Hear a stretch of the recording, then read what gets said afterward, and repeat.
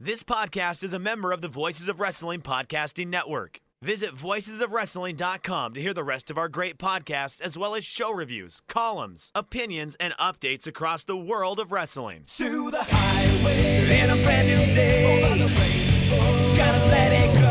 So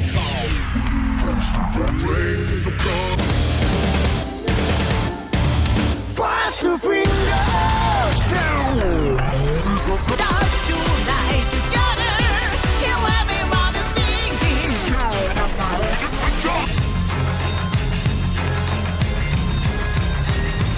你看到我就怕，头皮发麻，我的手。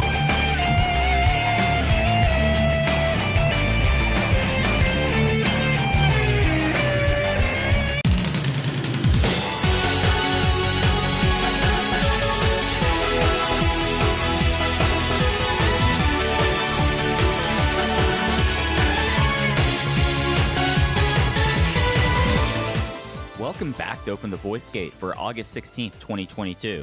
We are members of the Voices of Wrestling Podcast Network. You can find us on the Voices of Wrestling Podcast Network feed or our own dedicated podcast feed on all podcast platforms and applications. You can follow us on Twitter at Open Voice Gate. If you would like to donate to the show, click the link in the show notes. It'll take you to our redcircle.com landing site. You click the red box, it says sponsor this podcast. You can set up a one-time or recurring donation. No obligation whatsoever, but we would like to thank all of our previous donors. I'm one of your hosts. It's your old pal, Mike Spears, joined alongside your other host, Case Lowe. In case you teased something less than 10 seconds before I hit record, saying that you had a way to get us going this week. I've got to applaud you. I thought you were going to have to restart that intro, but you worked through it. You got your way through it in one take. If we were going to do this, and weirdly enough, it's only with VoiceGate that I ever have this issue. Never like an EE if I had to lead stuff off there. Never with like Patreon stuff. I don't know what it is about the VoiceGate intro. And I mean, I'm the one who says it every week. I should know what it is. But there was a moment where I thought I was going to have to pull out and do a second take, but not this week. No, Mike Spears will not pull out. Let's talk about EE for a second. That podcast has been gone for like 2 months now. How is your life post EE? So it's actually kind of funny that you bring this up in this way. So I was with like Spirits of Asians. I kind of set it up to like the summer it's season 1, but I at the front I was like, we're figuring things out here, right? Like I'm gonna take the summer all out, and I know what stuff's going to keep on with me. You know, newsletter, obviously. I love doing that thing. I have a crazy idea for this week. But time-wise, it's something that, like, and I think that the three of us did a show with Murder Brian before, I'm trying to think when it was. Like, dude, the last 3 months run together in my head in a lot of ways. But we like, sat down, we were talking about it. And I think, like, I feel really, like, good, obviously. It's very touching knowing that some people still really care about that show and the community we have, and that's awesome. It's just one of those things that, in a way, like, I feel like that I immediately, in a way, right afterwards, figured things out about what my next steps were.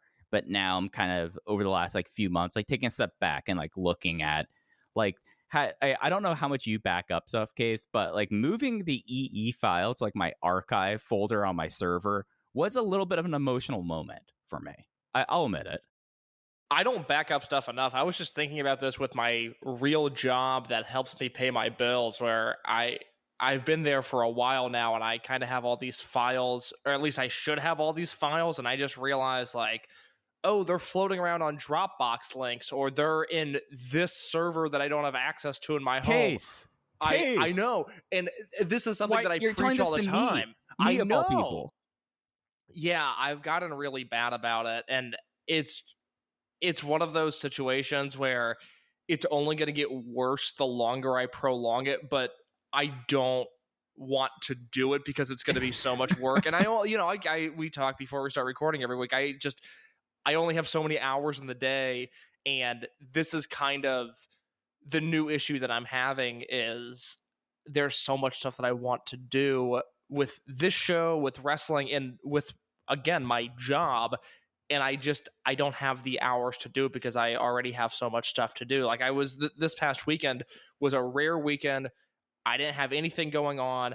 I didn't want to talk to anybody. I just wanted to sit in my apartment, and I started going through some really early Universal Lucha Libre footage again, and it reminded me, oh, that's right, I had a project I was doing with all of this Hamada footage that I've just abandoned because I haven't had time, and backing up files now falls into that category of I just don't have the time to do it. Well, good news and bad news. Bad news first, I can't find a way to accelerate your watching of Universal Lucha Libre. And if you could, please let me know. Yeah. I mean, at that point, we're getting into some Terry Gilliam Brazil stuff, man, and I'm not going to cross that bridge. Like, I value our relationship too much to put you through that. Do you think there are people that, in the same way perverts like Joe Gagney, who listen to podcasts at faster than 1 time speed, they listen to like 1.5, do you think there are people that have hit a point with wrestling where they'll watch it at 1.5 speed? Man, that is... that's like a really like scary tipping point, you know, like when like consumption reaches that point. Like I do get the podcasting a little bit. It doesn't work for me. I imagine I'd sound terrible sped up. Like I talk fast normally, so at 1.5 times speed, that sounds awful. But like watching wrestling at like 1.5 times or 2 times speed, if we're going to get to that point, then we should just close up shop. Everyone just go our separate ways and just be like, okay, we had fun. But that just seems like you're losing like almost anything about it with timing with 2 times. I can't watch any video that I know has been altered in a way that could change the viewing experience. If it's sped up, I could never do that. Mirrored videos are the same way, where it's backwards. I can't, once I figure out that it's like that, I can't handle it. What was it? Botchamania did like mirror videos for a while on YouTube. Exactly. Yeah, and I can't watch those. I don't know what it is. It seems like it shouldn't be that big of a deal, but it is such a roadblock for me as soon as I notice that it's a video an optical is like thing. that. Like, you know what it is? It's your brain is so used to you seeing this like not mirrored. So your brain is just like trying to make sense of it, and like that's what that feeling is. It's because like your brain does do stuff with that with the vision. So I totally buy why it makes you just unsettled. You know, as I'm going through all of this early Universal footage, there's one wrestler that is really making a big impression on me, and he's a guy that wrestled in Toryumon, it looks like 5 times. He was on the very first tour and then worked, it looks like a few different shows, one show in 2008 for Dragongate as well. And that actually might have been a different guy now that I look at this cage match listing. But when you watch the first 2 tours of Universal, the wrestler known as Kendo, later Super Kendo and Michinoku Pro, unbelievable. Jumps off the screen to a startling degree. I have in my notes that he wrestles like a 2017 indie wrestler where he's dancing and he's a little goofy, but his high spots are so good that you can kind of work with it. And I don't know anything about him. I don't know how he's regarded as a wrestler, but I know watching these first 2 Universal shows, it's like, okay, yes, Hamada's great, Asai is great, Negro Casas is great, but Kendo is just as good as any of those guys in the early footage. I think Kendo is someone, because like when you start bringing up names, I was like, okay, it's gonna be Solar or Kendo, one or the other, because like those are like the guys that showed up a lot for those times.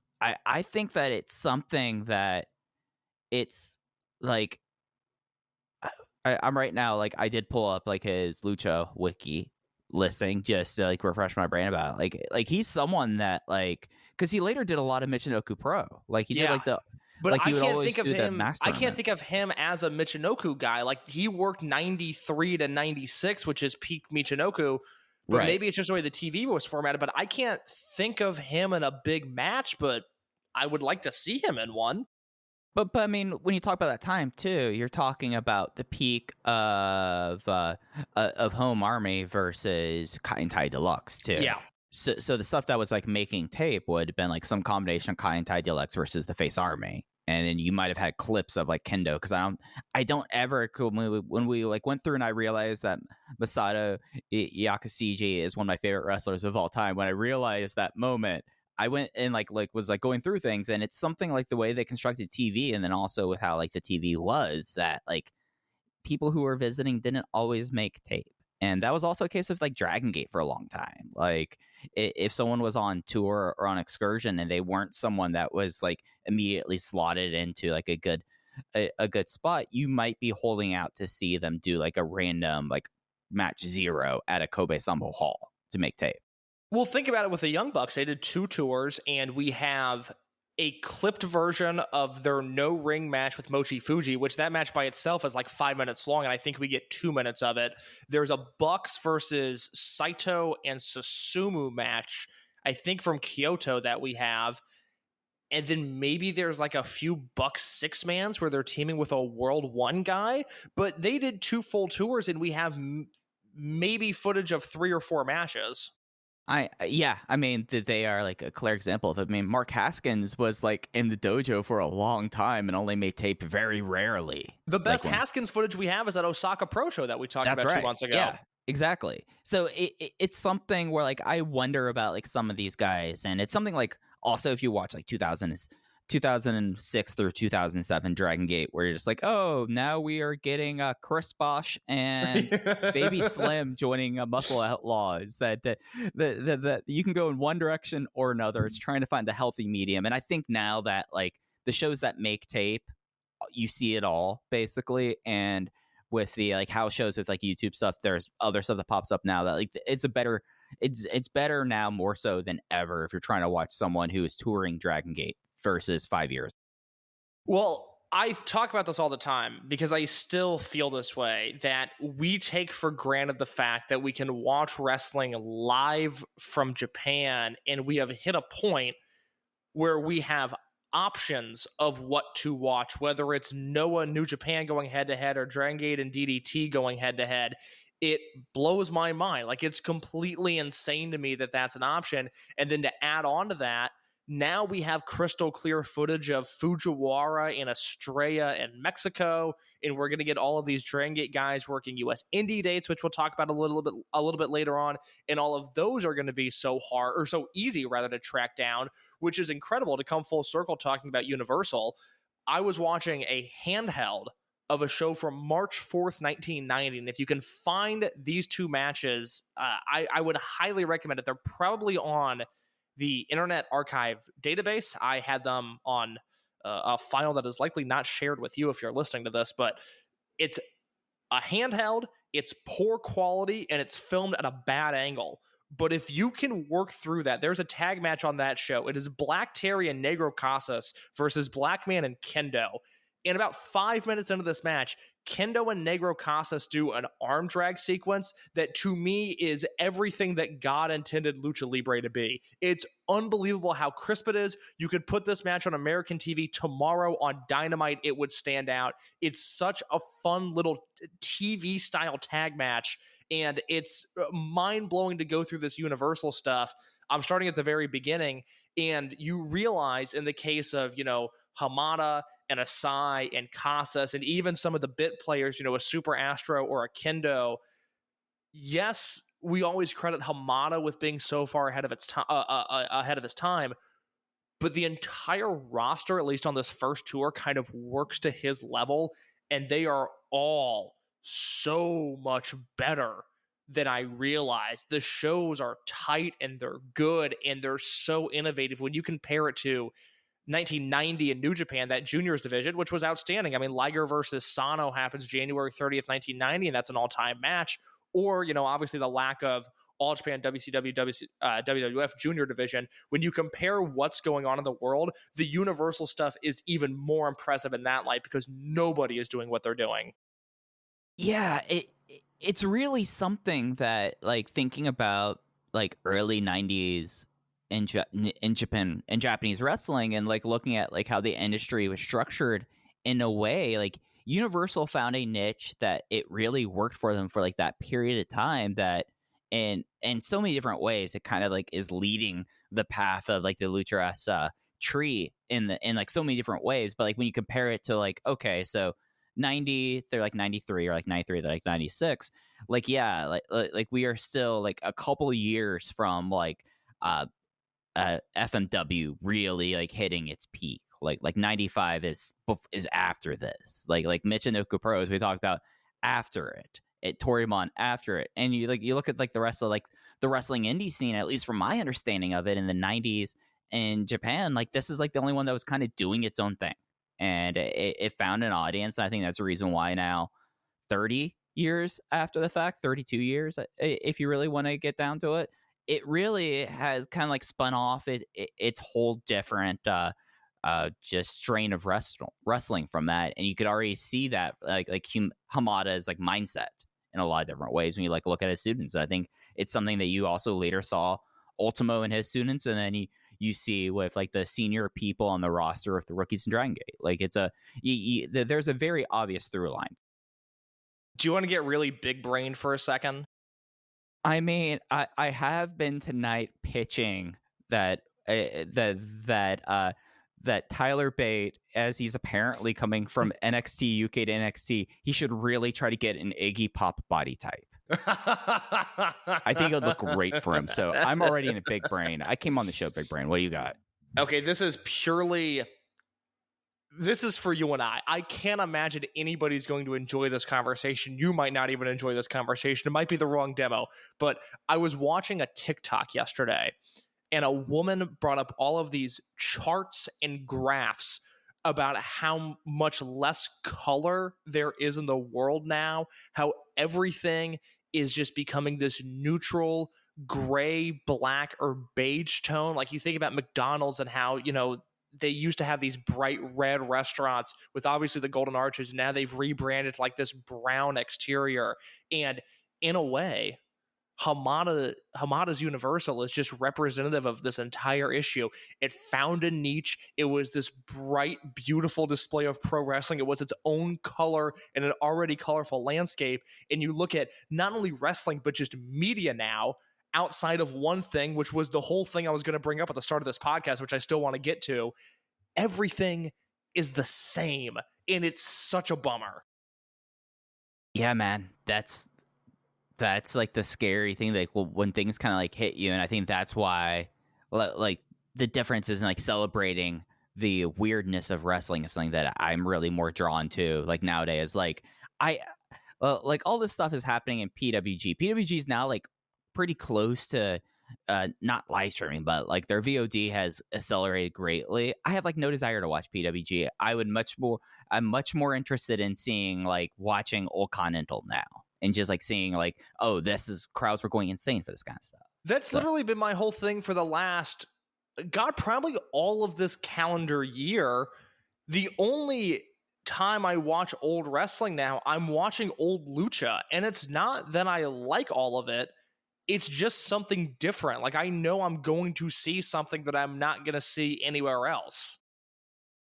Yeah, and it's something like just a touch back on the EE question you asked earlier. One of the big things that changed in my life, I'm not watching 4 hours of YouTube wrestling. That feels very samey in my week. And we talk about time, like cutting out that 4 hours, just like, okay, this is 4 hours now. I already designated for doing stuff for EE that now I'm free to use for other stuff. Very liberating. The homogenization of art is something that plagues me quite a bit, and I'm feeding into the system. I work in the radio industry, and I'll tell you right now that there are bands, and there are really big bands that exist solely in the universe of getting their songs played on FM radio, and then they can sell out your local amphitheater 15,000 seater with the lawn or whatever. And it's because they have these songs that are vaguely alternative, vaguely electronic, really catchy pop choruses. And so instead of really focusing on being one thing and dedicating yourself to that, it's vaguely 3 or 4 different genres, and now all of those stations play it. And on one hand, you can go, well, that's smart, more bands should do that. But for me, it's a bummer, because that's just, to me, that's not the purpose of making art. But I'm seeing it be effective for these bands who, you or I, who primarily discover new music through Pitchfork or through opening bands or whatever it is. We would have no idea of knowing who these guys are, but they've played the system, they've gamed the system, and it has worked for them. But I think it's worse off for art and culture as a whole.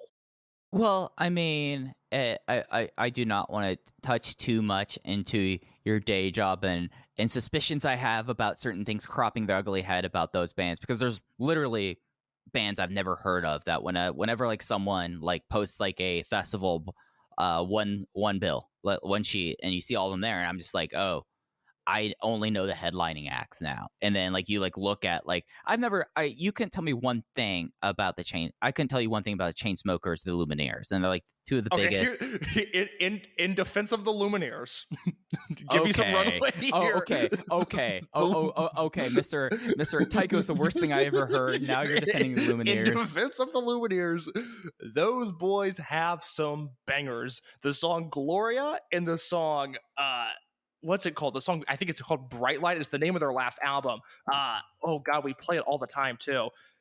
Bright Side. Gloria and Bright Side are bangers, Mike, and I can't recommend them enough. If Phoebe Bridgers wrote Bright Side, people would lose their minds for it. It's no different than a Phoebe Bridgers song. It just so happens that the Lumineers put it out. Okay. I take your word for it, because like you know what's the one band that as soon as they became a thing, I was like, my fingers on the pulse, at least for music, are completely gone. Kings of Leon. Yeah, they're an interesting one. A band that's important to my livelihood, so I have to be careful of what I say. I mean, I enjoy their big hits, but I enjoy them as radio songs. I have no desire to go to a Kings of Leon show on my own accord. Yeah, no, and it just seems like that's like the entire cottage industry is like propped up by stuff like that, and those are the kind of things that like I am not going to say the P word case that I really wanted to say, and I think you know which one I'm talking about. Okay. Have you seen the Chili Peppers live? No. I'm seeing the Chili Peppers on Friday, and I've become really excited about it. It started off as like, because you know me, I come on here for I'm like, oh my God, my job's so busy. It's been so much lately. But my job this week is to go to see the Chili Peppers. And at first I was like dragging my feet. It's like, oh, do I really want to go? Like, I don't know. And this week the calendar turned to this week, and I am into this show all of a sudden. I am fully embracing their weirdness, and I think I'm going to have a really good time. Hey, I mean, I gotta see John Frusciante. I mean, he's back with the band for so long. Who knows? Exactly. He could leave tomorrow, and then they could do another 7-year gap with another guitarist, and then he'll come back. And Frusciante fans are in that weird Joe Satriani. Yeah. They like him too much. Right. Yeah. No. Guitar virtuoso perverts need to just like take a moment. Like yes, anyway, Malseem, like fantastic guitarist, but come on. And I even say that as like Dimebag Daryl Abbott, I think is one of the best guitarists of all time.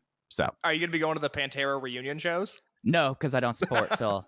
No, I'm from Dallas Fort Worth. Come on, man. He did the Paul brothers dirty.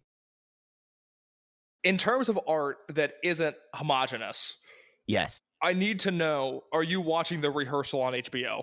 Oh, absolutely. So, yeah, no, no. It is by far like I had a moment where I was like, I want to explain this show to my girlfriend, but I don't know. One, this is very much not going to be her thing. And two, she's just going to like stare at me like, why are you watching this? Why are they giving them money to put this on TV? It's amazing. It's the best thing. It's unbelievable. And I was late to it. I watched the 5 that are available, and the 6th and final episode will air this week, but I watched the 5 that are available over the weekend, kind of in between Universal viewing. And I was just so delighted by what I saw. It is just I never know what's happening next, and I'm so delighted by it. Yeah, and it's something about Nathan Fielder, like the idea of comedy, that of the absurd, and like playing it very straight, that is so compelling that like if you're someone who's watched like even like the dumb Starbucks episode of Nathan For You get the conceit, and you will rack your brain trying to figure out what's a shoot and what's a work, basically. The Mel Gibson stuff from the most recent episode gave me a really, really hard laugh. Did you see that Angela is like posting like responses and she's totally okay with like everything? I don't want to look at her social media because I got super bummed out because the Nathan For You series finale is the 2-parter Finding Francis, which right. I watched. I had not seen the show before. I didn't know what it was. And it was my freshman year of college. And my roommates were like, yo, finale of Nathan For You was on tonight. You got to watch. And I said, I don't know what that is, but sure, let's watch it. So that was my introduction to the show, which is a very interesting predicament to be in. And I was like, this is the greatest thing I've ever seen. I love all of these people. They're so kind. And then I looked up Frances on social media, and this is the fall of 2017, and she was like a giant Trump supporter, and it just bummed me out. So obviously Angela has been very forward facing with her anti-Semitism. Not refuting it. Actually doubling down on it, but right. I don't want to break that barrier of getting even deeper into it. Yeah, because like that's the trick, is like you want to try to figure out like, okay, like who's in on it, who's really not, because like I'm of the belief that like coming in on Fighting Frances is wild, and there were a lot of people who did so because of like the moment it was like, it was like built up like, oh, Nathan's doing this full movie as like the finale, but like it must have been like wild, like jumping in there, when I think that it's a show that actually you wouldn't think it would be serial and being built off itself. But I would say that like you watch like episode 1, season 1, Nathan For You, and then Finding Frances, and you see like, oh, this is the evolution of what this guy was doing, you know? Yeah, absolutely. I just want to make sure that you were watching that. I was going to recommend it if you haven't. I told my parents about it on the phone over the weekend, and I kind of got the, okay, all right, cool. And I was like, no, he's like, he's building a simulation, like, and they're like, oh, awesome, yeah, no, we'll check it out for sure. They will not be checking it out, but no. I really enjoyed it, and I just want to make sure that you were watching it as well. Oh no, it is absolutely fantastic. Kay, should we get into Dragongate stuff 25 minutes in? We should. Let's talk about this Osaka festival show that happened over the weekend. That's right. So this week, we're talking about the events in Osaka, some excursion stuff as well. They had the Summer Adventure Festival in Ideon Arena, Osaka on the 14th. They announced beforehand, a couple days before, that, all right, we are not honoring unit alignments for this match. Everyone is on a line. You'll team with, we'll have interesting teams for the show. And then they ended up, for the first time this year, posted a full card less than 24 hours before the show. And I think just like off the top case, like I thought that this was just a whole lot of fun. It just was like a nice 2-hour block of Dragongate that did have some storyline stuff that felt like used the format of the show pretty well. What were your big thoughts about the week?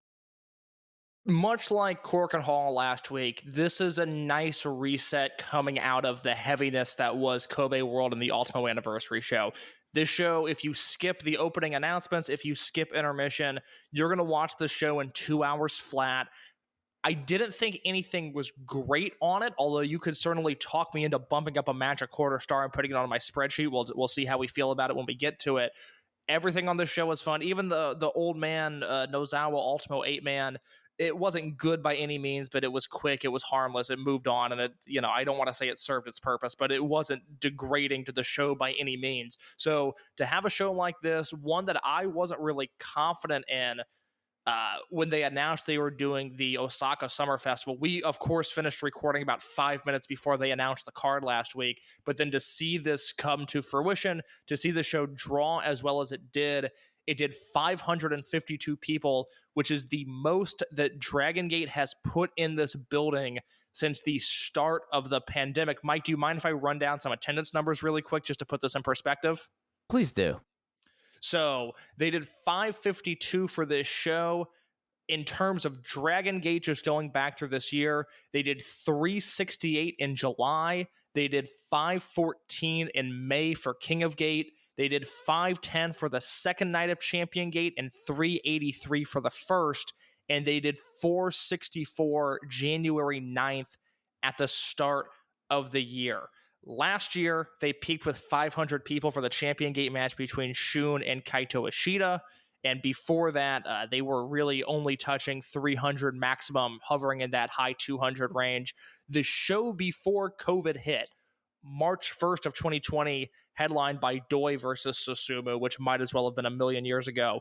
That show drew 808 fans. So, yes, 250 off, but to me, that is a relatively healthy sign of where Dragongate is at right now that they were that close to hitting a unrestricted number in 2020. For perspective, Noah ran here the day before. They did 505 fans. 0-1 allegedly drew 472 in July. Stardom ran a string of shows in June and July, rather. They did 558, 450, and 464. And then just to show you how far ahead New Japan is of everybody, they ran here on April 22nd, and they did 683 fans on a show that had absolutely nothing of substance on it. So I think that there's a couple takeaways from that. Like, first and foremost, I would say that we've seen, at least in the immediate aftermath of Kobe World Weekend, that hasn't tanked them at the box office. We haven't seen them back in Sambo. They're going back to Sambo. I think it's this weekend or next, maybe. But I think that will be will be the show that sees the ripples, because, I mean, they had two biggest shows of the year right down the road, basically.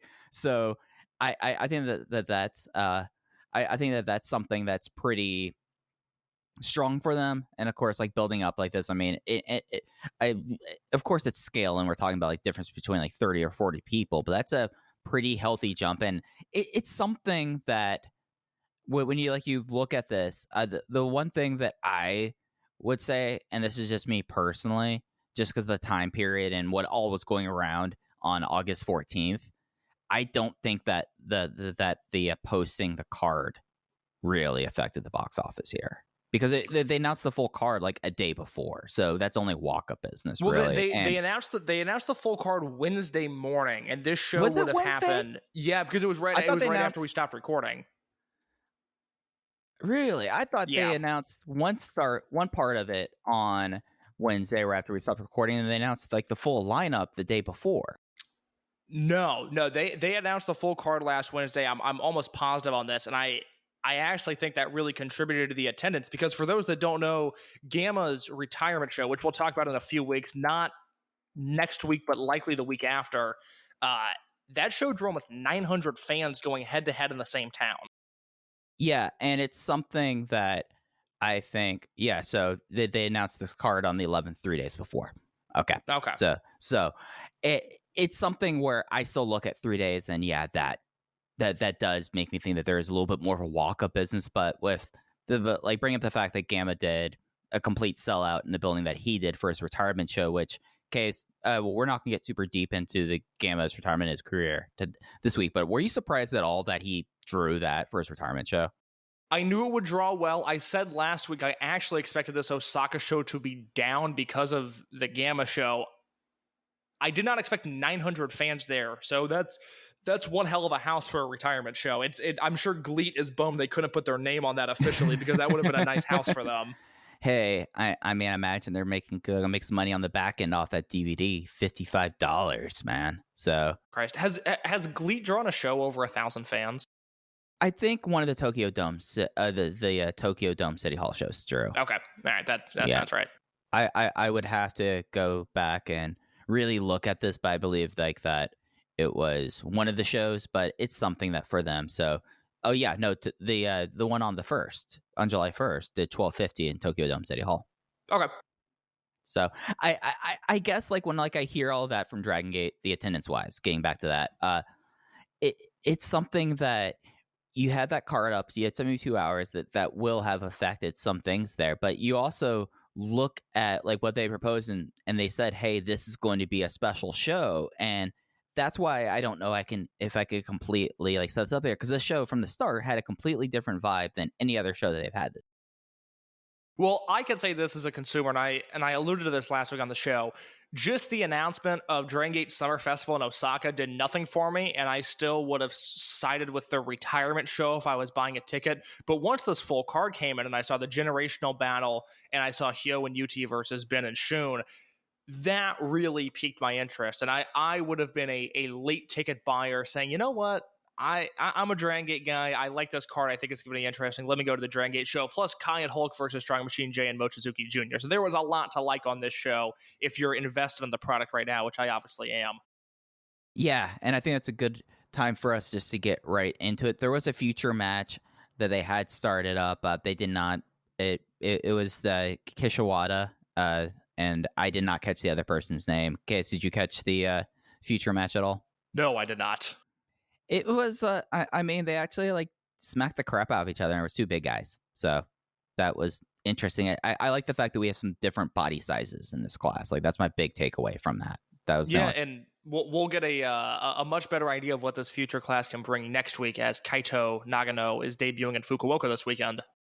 Yeah. So that's going to be a big thing. And then I guess would that have been because Kishiwada was the one that's going to Toryumon Casa, right? Oh God! Oh, I don't know off the top of my head. Let me see if I can find this really quick because that name doesn't sound familiar to me. Is it Nishikawa? Nishikawa, sorry, that's on me. Nishikawa. Is that it? Hold on, I was looking at the wrong tweet here. It is Nagano in Fukuoka, and yes, Nishikawa is going to Toryumon Casa. All right, so it'll be interesting to see if he ever makes it out in Mexico. But then we started off the show proper. They did the full Natural Vibes third chapter dance since they really wouldn't have a chance to do that. So you had another thing to fast forward through if you really wanted to. And then we got into the opener. We have Jay's top trio of Big R Shimizu, Shuji Kondo, and Takashi Yoshida versus Dragon Kid, Jason Lee, and Dragon Dia. Dragon Dia got the win on Yoshida with Reptilian Rana. I thought this match was a lot of fun. Obviously, the big and small dynamics were there, and they played into that pretty nicely. It reminded me watching this that Dragon Dia has had a very strange career. You know, he came in with all of this hype and was the lineage of Ultimo Dragon to Dragon Kid to Dragon Dia, and this is obviously a time before Ultimo had returned to the company. And that he lost his mask last year, which nobody saw coming. I still think it's one of, if not the most shocking result in Dragongate history. And then watching him here team with Dragon Kid, it reminded me, oh, that's right, I'd really like to see a Twin Gate run from these guys at some point. For as good as D Courage is right now, for as much as I'm enjoying this team, that is something that can be explored down the road. And it's remarkable thinking about Dragon Kid, who's been here since day one. He's, 44, 45 years old. And I can still plot him into booking decisions that are logical and exciting. I think that is a real testament to the way Dragon Gate operates and to the way that Dragon Kid still conducts himself. Yeah, it was something that at least when Dia debuted, like they really played up to a point where like I was disappointed in the guy because like this guy is supposed to be the heir to Dragon Kid. So like having that Twin Gate run like would fit in with everything into the lead up with him. So that would have been really cool. The thing that I enjoyed really out of this match was Jason Lee was the one person up until like the semi-main event who really played up the fact of, hey, I am in Natural Vibes. I'm not teaming with Natural Vibes. Shimizu's in Natural Vibes. I don't know if I'm happy about this. And I thought that was just like a nice little like character trait to have in an opener. That was, you know, the big guys doing big guy things, and then Yoshida getting caught with Dia as a flashback. Yeah, fun stuff. Good opener. I would recommend watching it on YouTube if you haven't seen it. Yeah, I really enjoyed it. I went 3.5 on it. I'm with you there. On match 2, we had let's just talk about this case. It's going to be easier to do that way. Diamante versus Konamawa Ichikawa. This was not a part of the Boso revival series. The 3 falls, because this is a Stalkers match. The first fall was in 38 seconds, where he gave up when he was in the press slam for the Vuelta finale. He then got a rematch, gave it up again in 1:20 because he was about to be press slammed over the top rope to the floor. And then the third match, he immediately got knocked out with a counter kick and got. It was fantastic. I have to applaud Diamante. Obviously, he's been here 3 years now. He's family. He's one of the guys, but still, it's, you know, okay, let's put it this way, not to put anybody down, but could Keisuke Okuda have had this match with Konamawa Ichikawa? Well, when they would have like these matches before, they would just completely do the MMA thing. Right. Yeah. But yeah, that's what it would have been. It would have been like playing up that, but it would not be a Stalker Ichikawa match. It would have been like Stalker versus an MMA guy. Yeah, and I just think this fit the tone of a Stalker match. This fit the tone of what Dragon Gate comedy should be. And Diamante, who really just had to stand there and not be too imposing, but be dangerous enough. I thought he fit his role there perfectly. So props to Diamante. This was super fun. Hey, you got to wear the Kobe World Weekend bodysuit so you didn't have to work out the glamour muscles for this night. Real day off across the board for Diamante, who I thought played the exasperation perfectly for Komao Ichikawa. And hey, it was something that you could tell how good Diamante is when that was the prettiest Konamawa Ichikawa to Harris off the top rope I've ever seen in my life. I said last week before we had the card, I really wanted them to do Diamante versus Yoshioka for the Dreamgate belt just because they had that King of Gate match in this building in May. And I still haven't lost sight of that dream. No pun intended, or wordplay not intended, rather. I really want that match at some point, and I don't know if it's going to happen. I don't think anybody considers Diamante to be a credible Dreamgate challenger, so I don't think it would draw very well. I just think for as good as he's been for 18 months now, and for as great of a match as he had with Yoshioka, that should be a small building Dreamgate defense.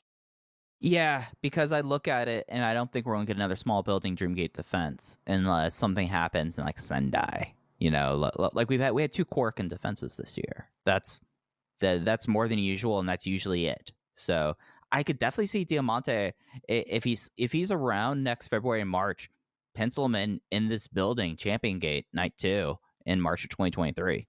That'd be the perfect place for it. That's what I was wondering. Sorry to cut you off there. That's what I was wondering is, okay, you look at the last 2 years. It was Shun versus Ishida, which did very well. And then it was Kai versus Shimizu this year, which did 10 more people than Skywalker versus Ishida.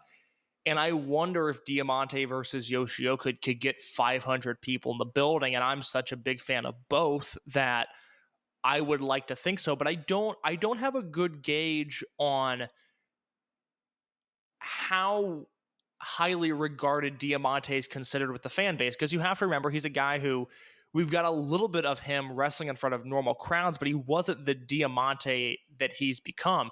And I know he's respected. It's not like there was a backlash when he and Shun won the Twin Gate belts, but I don't know if he's at that next level.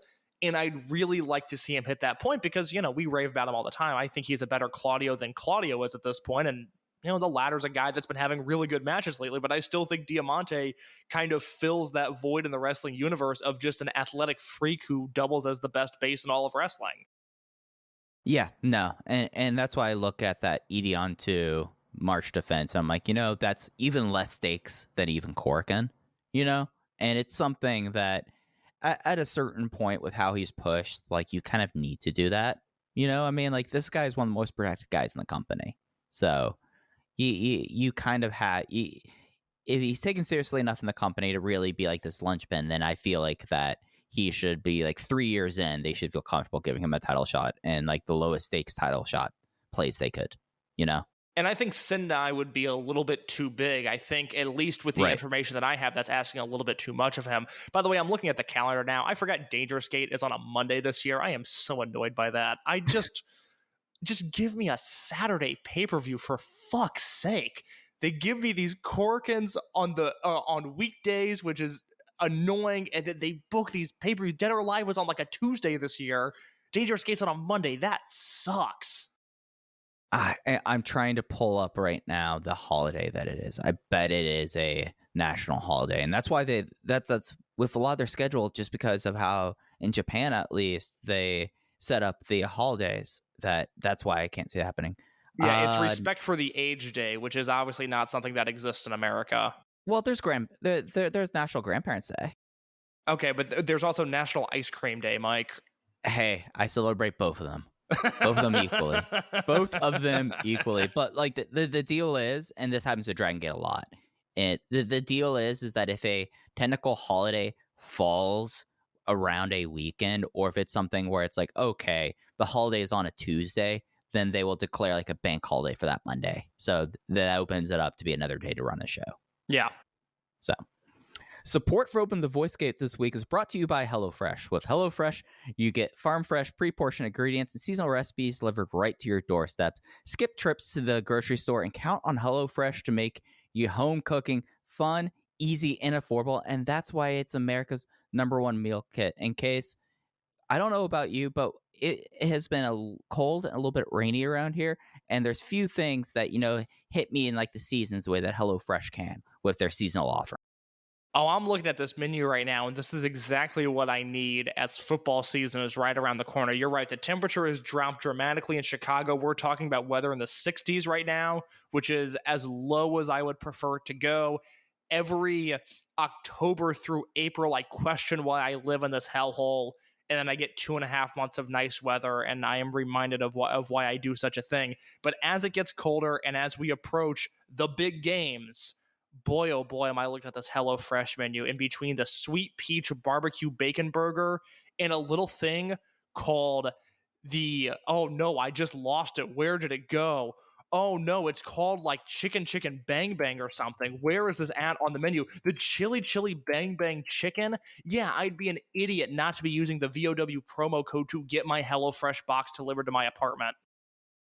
And I was talking about soups. They already have a one-pot turkey cannellini kale soup. It'll take you 35 minutes. But one of the great things about HelloFresh, they make sure that everything is pre-portioned, and you get all the directions on there, and they give you a heads up that this is the great thing about this one case is that it tells you ahead of time that not only is this one-pot turkey cannellini kale soup easy prep, it's also going to be easy cleanup for you. And that's one of the great things about HelloFresh, that they make sure that you're able to do so with their quick and easy recipes and 20-minute meals, which gets it. We're busy people out here getting food in our mouths. That they help us get it to there faster with HelloFresh. Yeah, you'd be a fool not to invest in HelloFresh. With what's the promo code, Mike? So the way to take care of this and the way to support Open the Voice Gate is to go to HelloFresh.com/VOW16 and use code VOW16 for 16 free meals across 7 boxes and 3 free gifts. That is HelloFresh.com/VOW16 with promo code VOW16 for 16 free meals across 7 boxes and 3 free gifts. HelloFresh, America's #1 meal kit. In case the next match that we had on this show, it's a match that, at least for me, when they announced this on the show, my eyes went to this match first. It was the class of 2020/2022 second generation stars Strong Machine J and Mochizuki Jr. teaming up for the first time versus Z-Brats, Kai and BB Hulk. It was BB Hulk getting the win over Jr. with the first flash in 8 minutes and 33 seconds. And this is something that I enjoyed the match, but I was more drawn into like the possibilities of now really having the second generation guys around. That really left a strong impression on me, guys. It's such an interesting position for Mochizuki Jr. to be in, because obviously he has built-in angles and feuds just by being the son of Masaki Mochizuki. And we talked about that last week, about how Mochi Jr. versus Don Fuji is something that's entirely unexplored at this point. And I think it's a really interesting dynamic that I would like to see them play with. But even among his peers, they obviously have the Ishin Ihashi stuff and the Ishin Riki and Ishin Ihashi versus Mochizuki Jr. and Masaki Mochizuki tag that's coming up in September, which I'm really excited about. But you also have him and the natural tension that he has against Strong Machine J, and they highlighted that at Kobe World this year, and then they teamed together in this match. And it's so interesting to think that they're a guy or two away, and had Ricky had stayed, they'd be even in a better position to have an army of second-generation wrestlers. I mean, that's what we're approaching here, is if they can get, let's say, 2 more guys in the Strong Machine J, Mochizuki Jr., Ishin Ihashi vein, all of a sudden you've got a 5-person unit of second-generation guys, and I don't think something like that has ever existed in wrestling before. Yeah, and it's something that it's just really like remarkable, because like Strong Machine J has had this as a character trait since the Ihashi showed up, that he was happy like being the only second generation wrestler. So as soon as the Ihashi showed up, he got angry, and now there's another one going around here. He had a niche, and now people are starting to threaten it. But you see like the two of them like throughout this match, like when they were in when they were on the same page, like they have great chemistry together. So I feel like that's something that you don't like, you're not gonna put this on the bulletin board case, but maybe it's something where like you pull up notes and you like write down future idea second generation unit, because they're 3/5 of the way there, I feel like. And it's something that it offers something completely different than what most of wrestling. Mochizuki Jr. is such an interesting wrestler to watch at this stage in his career, because the thing that Dragongate has always done very well, and they do this intentionally, going back to the most notable example being the Blood Generation versus Do Fixer match at Supercard of Honor, where the Dragongate guys told Gabe before they went out there, hey, this is a match to get Dragon Kid over. And if you watch that match, they got Dragon Kid over. They have this unique ability in these multi-man tags that I don't think anybody else really has, even for as good as the AEW multi-mans are. And a lot of those guys are Dragon System adjacent, if not family. I don't even think they have this unless you have like specific instances of Dante Martin stepping toe-to-toe with Kenny Omega like he did last year, which he was teaming with Matt Sydal, family, so it worked out nicely. But Dragongate has this unique ability with all of these colors and units and gimmicks and guys. They're able to make one guy stand out.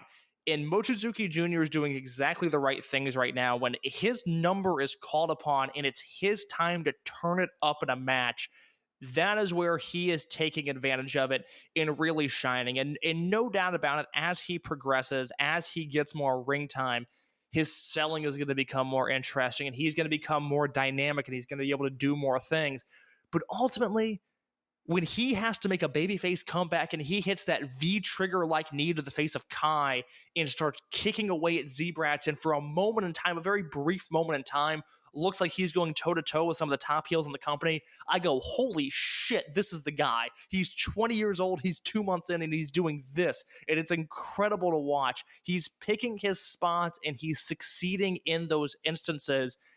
And because of that, I remain so bullish on what he's capable of, because the other stuff will come. I have no doubt about that. It's not that he's, like a baby giraffe out there. He's very capable of doing everything that he's been asked to do. I just know it's going to get better as time goes on. But the complex stuff that's been asked of him early on, he's nailing, and I'm really excited about that. Yeah, and like that's where like I kind of came to where it's like I'm interested by this match. Like I went 3 1/4 on this match. Like the work was solid there. Like I'm seeing what I want to see out of Mochizuki Jr. and he's stepping up. Like each chance he gets and he's put in a position, he steps up here. But you come out of this match, you're like, okay, this is why last week I was like, I'm not worried about 5 or 10 years. It's just, getting to like 6 months, a year. It's just not going to be fun. But when we get to the 3 to 5 years, things are going to be fine. Because when you see someone like Mochizuki Jr., and even with like the attrition in this roster, like it's still, I would argue, the most promising roster under the age of 30 in the world still. Like, it's not even close. I mean, maybe AEW, but we've gone over this. It's not even close. It's why I was just so surprised to read some of the feedback coming out of Kobe World of, I don't know, it's not my Dragongate. It's not the same. It's like, well, no, they're doing the same thing. You just didn't like a Sato match. I mean, to be fair. Yeah, but this was something that was really interesting, and it's something that usually on these shows you could tell like if there's going to be like a post-match thing. And this one, I think they did the coolest thing of Mochizuki Jr. is just bereft. He is slamming the match. He's yelling. He's pissed off. And Strong Machine J, you can't tell he's talking to him, but he's like staring down Junior as he's undoing his wrist tape. He throws it by the side and just jumps off the apron and walks back cold as hell. It ruled. Yeah, I love the fact that Mochizuki Jr. is losing when his dad's not around. I think that's another really interesting wrinkle in how they're playing with this kid. Yeah, no, and it's something where, the M3K act, like, unless you have all 4 of them around, like, there's some things about it that, you're just kind of like, okay. But, like, what they have with Mochizuki Jr. when it's not the complete act it's very interesting to see and pretty promising as well. Not to belabor a point. Okay. We can make this very quick. I have 2 things here. Do we need to discuss what was written in the Wrestling Observer newsletter about M3K and the Open the Dragongate Championship match? I mean, we could say it on record, just so it's both in audio and in text. Yeah, we literally joked about it a few weeks ago of Dave writing that Nozawa would refuse to do a job and lose by countout, despite the fact that M3K's gimmick is that they win by countout. And that's exactly what Dave did. And I don't want to position this in a way of everything Dave says is wrong, everything that we say is right, because I don't think that's fair, and I don't think that's not a position that we want to be in. No, but not at all. No. I do really encourage people to just think when you're reading The Observer about the way we cover this, how closely we cover it, and just how wrong Dave has been about certain specific things that we have factual evidence saying that he's wrong about. Or at least, I don't even want to say that, just we have as close to factual evidence as possible that he's wrong about it. I have laid out my argument, and I don't remember what episode it was. It was whenever the first bit of Nasawa stuff kind of came cropping around. And whenever it's brought up, I refer people back to that thing. But yeah, no, Dave biffed it on this one again. I mean, like, just being factual about it. This I'm not one's egregious. This one made me really upset when I read it, because insulting. It's one of those things. Ultimately, Dave is a historical document. You know, it's why I love Dave. It's why, and I believe I voiced this on the show before, but like, I get really concerned about thinking about Dave getting older in age, because mainly with his obituaries, there's just a certain void that Dave fills that once he's gone, no one's going to be able to do it. And I'm kind of looking at a list of older wrestling personalities going like, I need this person to go, I need this person to go, I need this person to go, simply so Dave can write their obits. But even, 15, 20 years after Dave is gone, the Observer is still going to be the primary source for all of these things, because it's not like Sean Ross Sapp is covering this. I wish he would, but he's not. He's doing whatever he's doing. Good for him. Really cool that Pat McAfee was so down to earth with Vince McMahon. It was really chill of him. But Wrestling Observer Rookie of the Year 2020, Pat McAfee case. Come on. God. It's frustrating to see Dave whiff as badly as he is. Now, to a different tone, Ishin Ihashi, Takuma Fujiwara, Mochizuki Jr., all eligible for Wrestling Observer Newsletter Rookie of the Year this year, as well as Takumi Hayakawa. Could you rank those 1 through 4 real quick? So, class of 2022 and Mochizuki Jr., basically. Ishin counts, right? Ishin counts, yes. The cutoff is, I think, September 1st, and Ishin would have debuted September 21st. Yeah, okay. So, at this point, I would say Fujiwara, I have a soft spot for Ishin. And you do. I'm trying to synthesize. Fujiwara is one, but I think it's something that I feel like that just because who's there and who's not, and like that he will... his number one spot is not as chiseled in stone as it may have been 3 months ago. Fujiwara, Minorita, then Ishin and Mochizuki Jr. on the same. I'd rank them the same. So I go Fujiwara, Minorita, and then Ishin Jr. So let's see, that cutoff is September 1st. So yeah, I have my mind made up. I mean, Takuma Fujiwara to me is still Rookie of the Year by leaps and bounds, and I will be writing extensively about that over at voiceswrestling.com at the end of the year, because I think it's really important that even though he's been in Mexico, that he is still so much farther ahead of everybody. But you have Ishin and Minorita and Mochizuki Jr., which I would put in that order. And Fuda, you're right. And boy, have I enjoyed him lately. I kind of wish he was on these shows. But that's 5 rookies, 4 of whom I think have a legitimately strong contendership, just given what the rest of the wrestling world has done. And I think that's impressive, and I think it's worth noting. Yeah, no, it's something where I foresee it being Hook, and then the rest of the top 5 should be Dragongate guys. Like, Hook's just going to be insurmountable at this point, Yeah, Hook has been good. I don't begrudge it. Hook is not a Pat McAfee situation. Yeah, this isn't a McAfee or Dom Mysterio thing to me.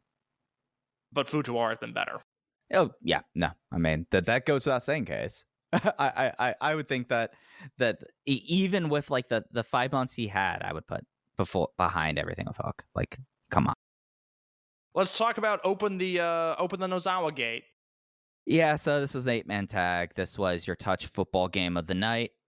One team for the touch football game was Genki Horiguchi, Susumu Mochizuki, Yasushi Kanda, Nasawa, wrong guy, versus Ultimo Dragon, Don Fuji, Naruki Doi, and Kagatora. Don Fuji getting more wins, getting the pin off of a backslide off of Horiguchi, In the pre-match case, we had the Susumu side came out to the Jimmy's theme, as it was 3 former Jimmys and Nosawa.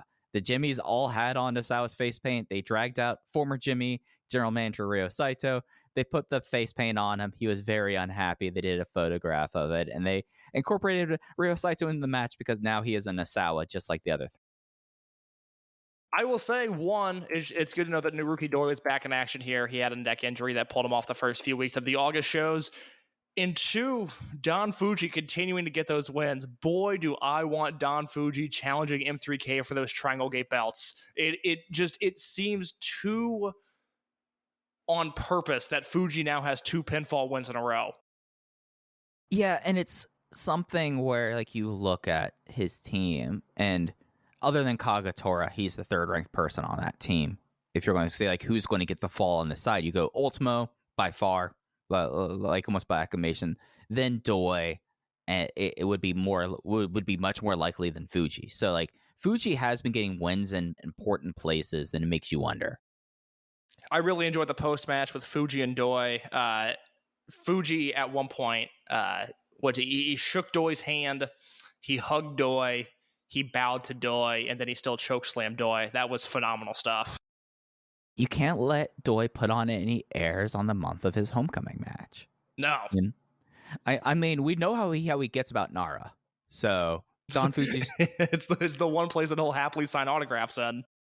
Right, yeah. So Don Fuji is, trying to get his expectations set right. But the match is fine. I mean, Nosawa, fine. It was 8 minutes. I can't complain about this. It wasn't bad. It was 8 minutes. It was 3 stars. What do you want?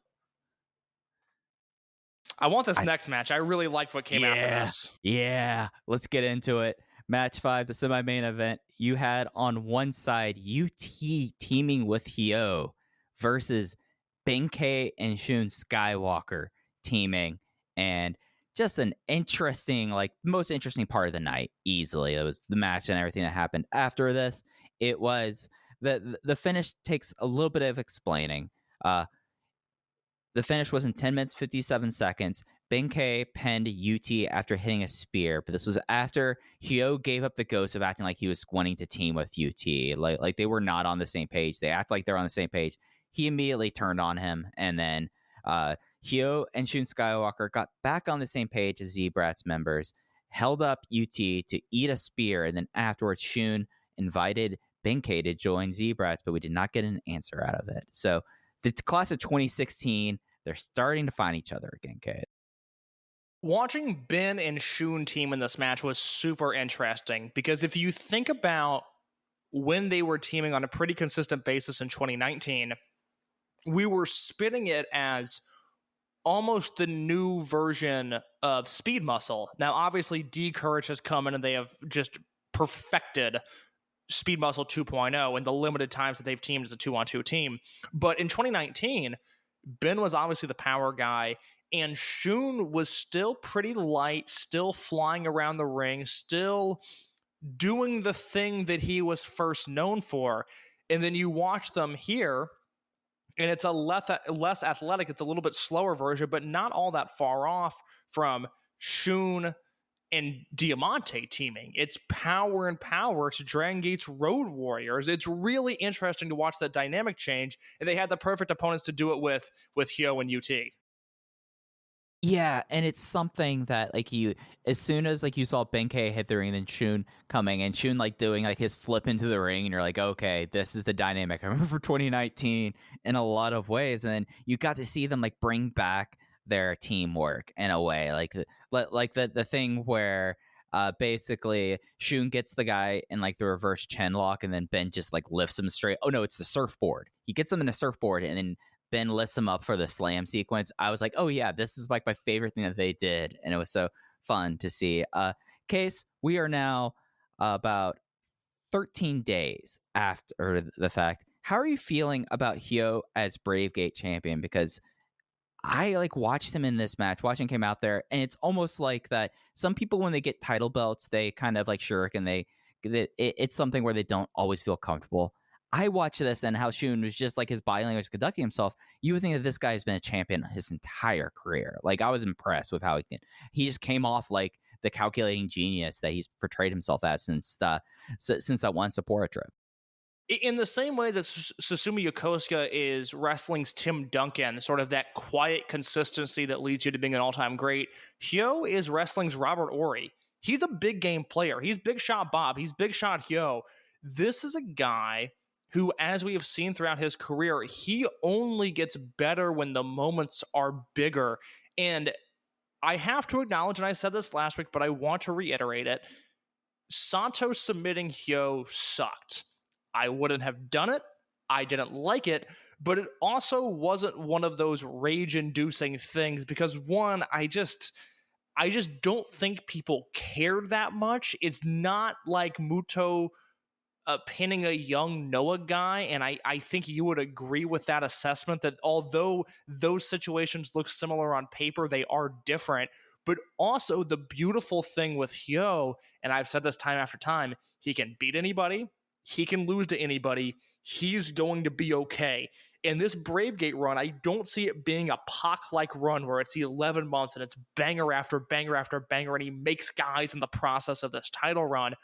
But I do think him merely carrying the Bravegate belt is going to be really good for that scene because he could lose in his first defense. He could defend the belt 9 times. I don't know what it's going to be, but the way they have crafted him is so brilliant. There is just built-in drama with Hyo as soon as he enters the ring.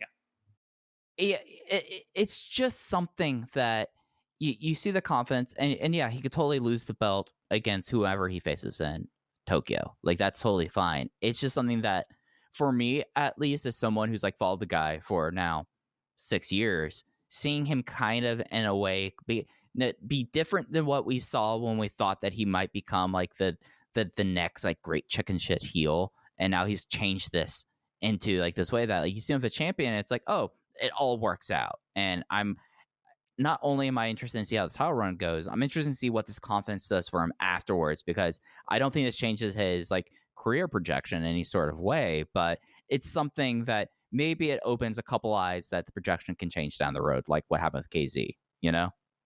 Yeah, completely.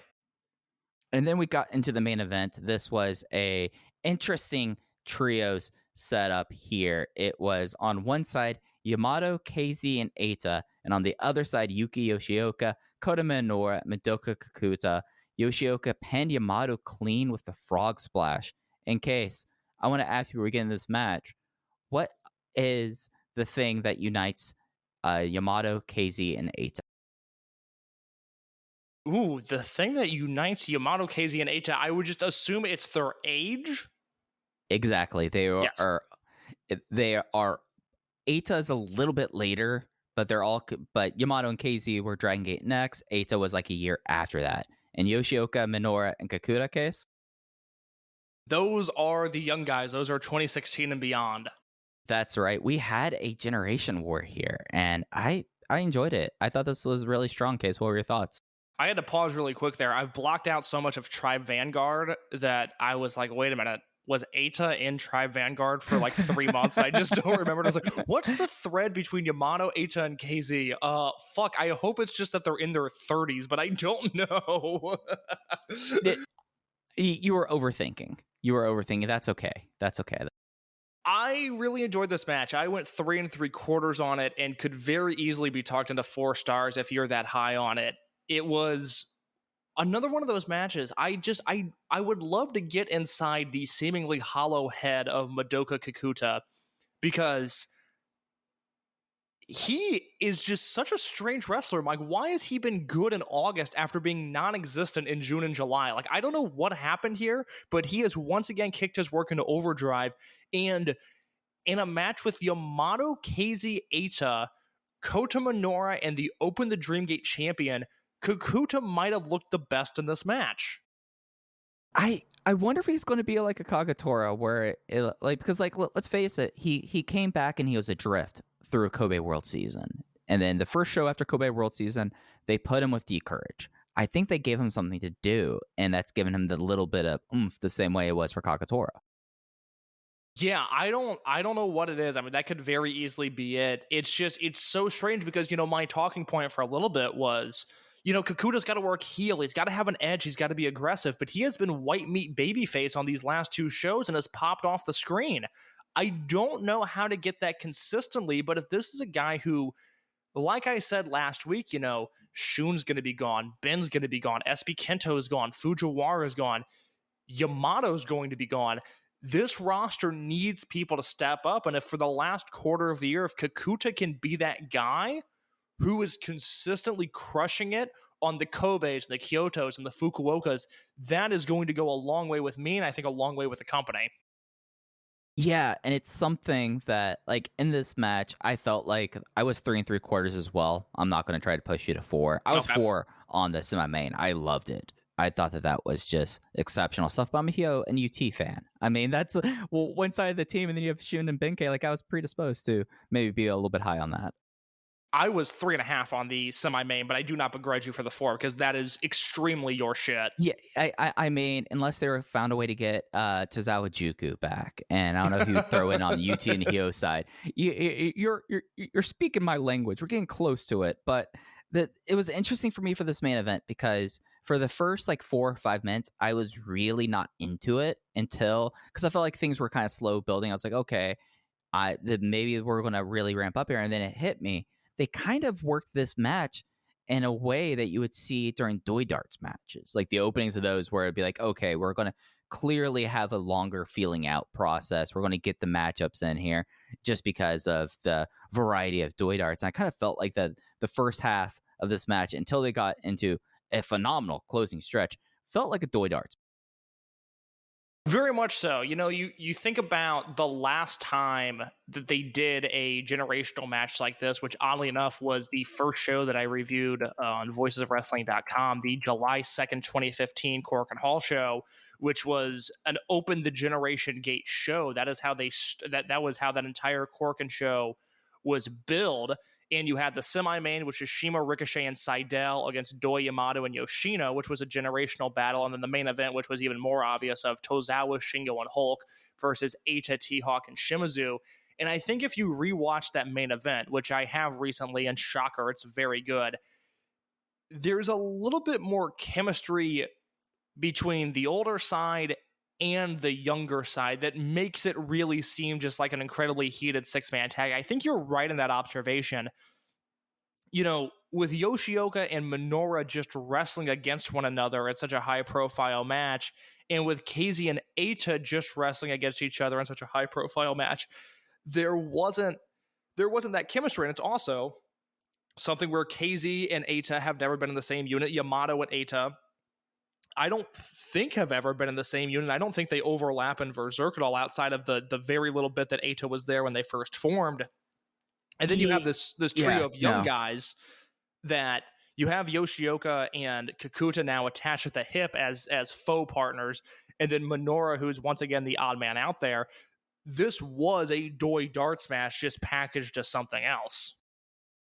Yeah, and it was something that I really love the idea of doing. Like, this show to me felt like we are setting up clearly defined generations here. It's something that I kind of like doing in my spare time, just figuring out stuff because calming thing, whatever. But you come out of the show and let's look at pairings we had throughout it. We had new generation versus current generation. If you want to go next versus, I don't know what you call 16 on, really. But you have those happening. And then you have Shun and Ben-K, both classes 2016, Hyo class of 2016. You have 2020 and 2022, but second generation stars. I like the fact that we're starting to see like these tight groups that we kind of saw in a way like back in 2009 and like that weird generational war that Takuya Sugawara showed up and was a part of. And as long as we keep Sugawara out of this, we're going to be in good shape. Yeah, it seems like that. I think they're going to like really focus on if they're going to go this way, like with like, okay, class of 2016, Hyo's getting troops together for that, and then we have the young guys, we have Future, we have these kind of things. I don't think we're going to get the Toryumon generation guys here just because of how things have played out over the last 2 years. I feel like that there is the Toryumon like stuff that'll come out here, but I don't think we're ever going to like see like a collected group like that in this sort of war. Mainly because of what happened to conclude the war, but also just because it feels like they've moved on from that. No, I mean look at who's unaffiliated. That's Kondo and Saito and Horiguchi and Fuji, and then you have Susumu and Kanda and Mochizuki who are in a unit, but it's a nostalgia play, and then there's Doi there. But no, I mean we're beyond that point. I mean, there's more Dragon Gate guys on the roster at this point than there are Toryumon guys, and that has to be the first time in history that that's happened. And it's something that, I mean, they started the show with a future match, and even like in the context of what's happened over the summer with people, well, really over 2022 with people retiring and leaving the company. If anything, like this is, if you want to like take like stock of like, okay, the older guys, they were moving out, and the newer guys, the younger guys, that's their own thing in themselves. Like this is kind of like those positions that were vacated were needed to be vacated immediately in a way. Like if you like take a step back and like look how things have moved since then, it makes sense in a way. Yeah, absolutely. And that was it for Osaka.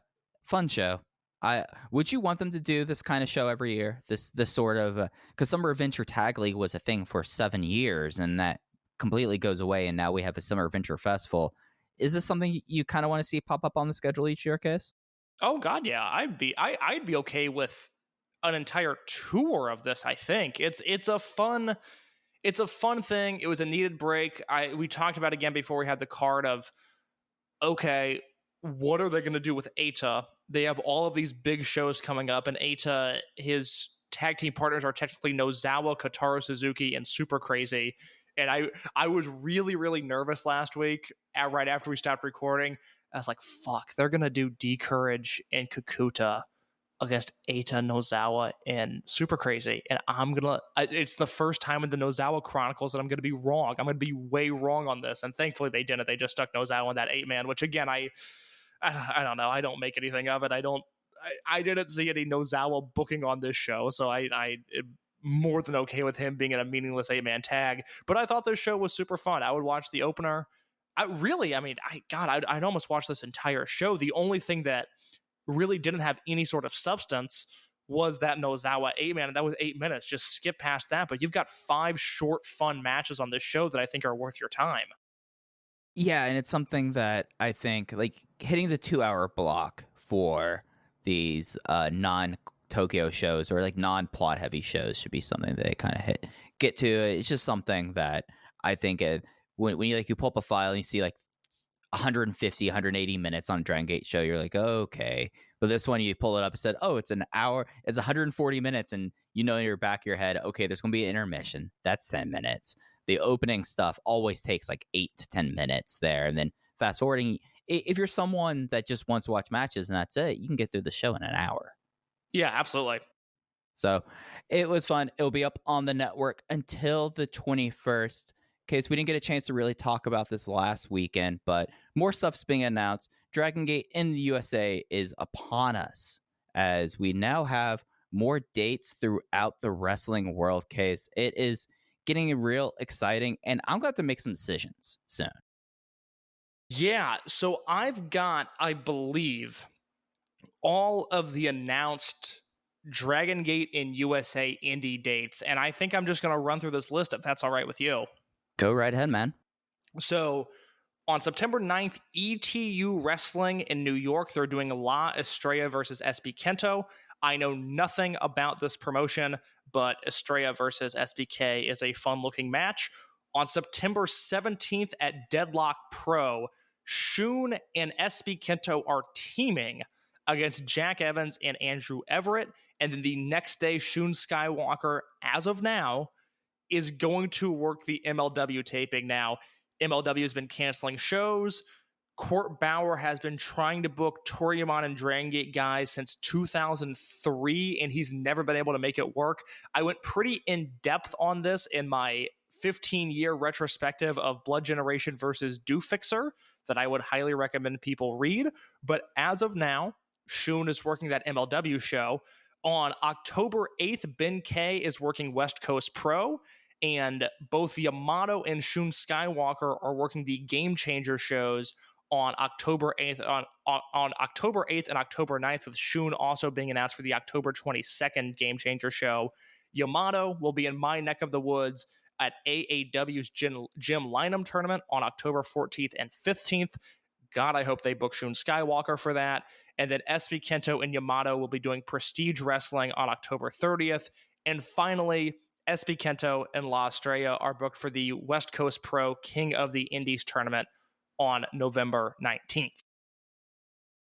So a lot of stuff that really being announced over the last 24 hours, to be quite honest, especially with SBK.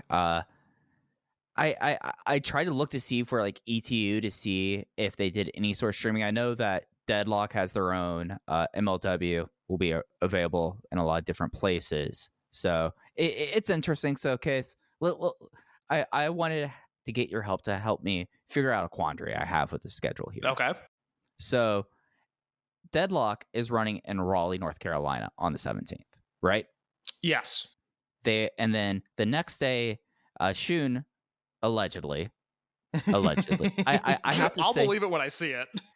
well, like, we'll get into why I'm heavily on allegedly doing MLW in Atlanta. So without giving out too much personal information on the freely available podcast here, I'm approximately 2 hours, 15 minutes from Atlanta, but I would be 6 hours drive from Raleigh.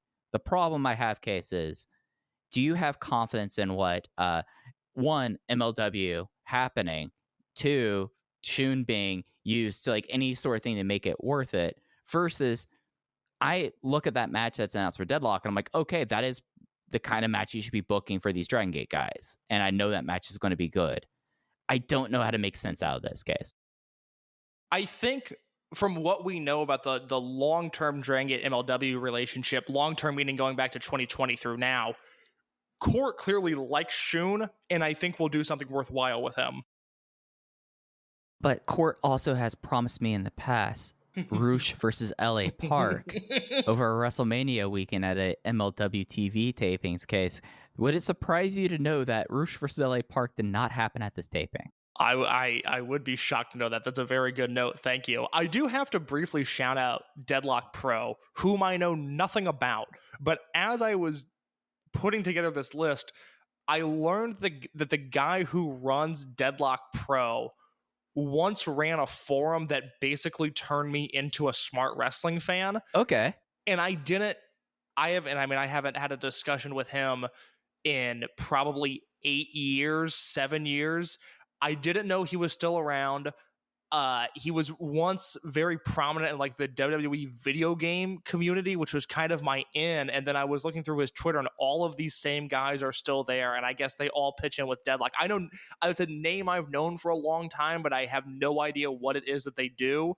I just know that it seems to be a pretty well-run promotion. And I just learned the guy that I guess is pulling the strings behind it is an insanely influential figure in my wrestling fandom. So I'm actually delighted that he booked Estrella, and then he's booking this tag of Shun and SBK versus Jack Evans and Andrew Everett, which is an awesome match. That's the type of stuff that I would like to see while these guys are in America. Yeah. And so I'm pretty pumped for that. So shout out to Deadlock Pro. I think that's really cool. Yeah. Out of the stuff that's been announced, and of course we only have really like 2 matches that have been announced, I think that it's something that as we track that is currently my high water mark, and Deadlock gets my award for knowing how to book the Dragongate guys. I have no confidence whatsoever that Brett is going to put Shun Skywalker in any sort of position that will be best using Shun's abilities and getting a better match out of for the person he faces against. I have no confidence in Brett Lauderdale. I want SB Kento and La Estrella to get as many bookings as humanly possible, but I do not want them to be booked for the all-out GCW weekend shows. I am going to be so annoyed if I have to spend more time in Hoffman Estates because Brett books those guys. I'm going to be so annoyed and he's gonna put if them in a that scramble. happens. Oh, fuck. It's going to be awful. It's going to be absolutely awful, and I'm going to have to go, and I'll be with Sean Sloan, who's going to make fun of me the entire time. It's going to be horrible. It's going to be a bad weekend. It's going to make me better showing up to that, because I'll have to go there. Yeah, that's right. You'll be there. That's good to know. Yeah. I believe I told the story on the pod, but I got dragged to a GCW show last year that I did not want to go to. I walked in for free. I don't know how that worked. Nobody checked my ticket. I just walked in the building and started watching a GCW show. And I was there for maybe 20 minutes before I threw a fit and complained. I went back to Sean Sloan's hotel room. The only redeeming quality was that I saw Suit Williams there and gave him a firm handshake. It's always nice running into Suit.